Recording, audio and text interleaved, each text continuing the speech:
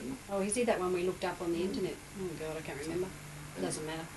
when I was a young little nipper, my father used to recite this poem to me.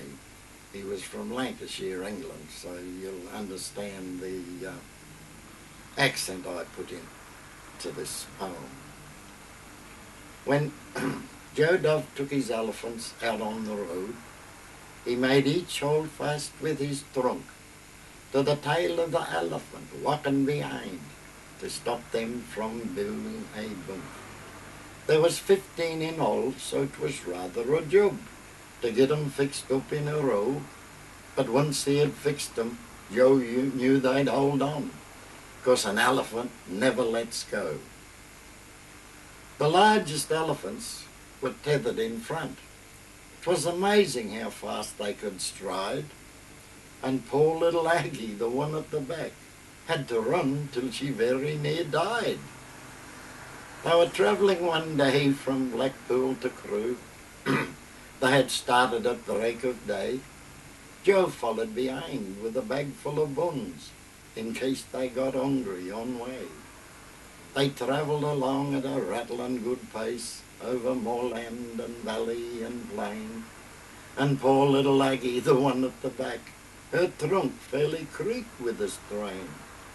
They came to the place where the railway crossroad, an ungated crossing it were, and Joe wasn't to know the express was due the moment they arrived there. They was halfway across when Joe saw the express come dashing along up the straight. He tried hard to stop, but it wasn't much good, 'cause an elephant never turns back.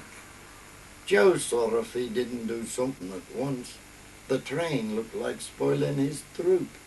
So he ran on ahead and he waggled his buns to show 'em that they'd best hurry up. When they caught sight of buns, they all started to the run, and soon got across at that rate, except poor little Aggie, the one at the back. She was 1 second too late.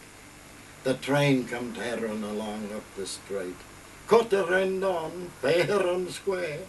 She bounced on the buffers, turned head over heels, and lay with her legs in the air. Joe thought she was dead when he saw how she lay, with the back of her head on the line. He knelt by her side, put his ear to her chest, and he told her to say 99. Well, she wiggled her tail and she waggled her trunk to show him that she was alive. She hadn't the strength to say 99, she just managed to weak 85. When the driver of engine got down from his cab, Joe said, "Hey, here's a nice how do you do, to see 15 elephants ruined for life by a clumsy great driver like you." Said driver of engine, "Hey, there's no need to make all this fuss. There's only one hurt as I've seen."